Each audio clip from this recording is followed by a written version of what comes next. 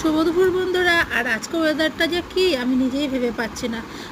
এতক্ষণ রোদের জ্বালায় চোখ জ্বালা করছিল, আর এখন দেখো কেমন বৃষ্টি পড়ছে। যাই হোক, চলো রান্নাঘরের দিকে যাই, আর কি রান্না করছি তোমাদের সঙ্গে শেয়ার করে নিই।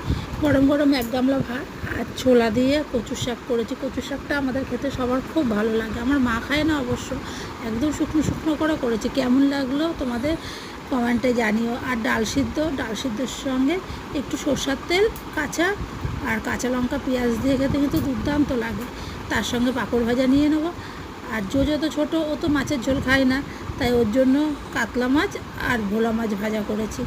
এছাড়াও পমফ্রেট মাছ আর ভোলা মাছটা একসাথেই সর্ষে দিয়ে আর টক দই দিয়ে করে ফেলেছি। এই দেখো, তোমাদের সঙ্গে কথা বলতে বলতে আমার এইদিকে পাম্পটা ভরে গিয়ে ওভারফ্লো হয়ে গেল জল। চলো পাম্পটা বন্ধ করে নিই আর আমরা লাঞ্চটা করে নিই। আর ভিডিওটা ভালো লাগলে লাইক শেয়ার কমেন্ট করতে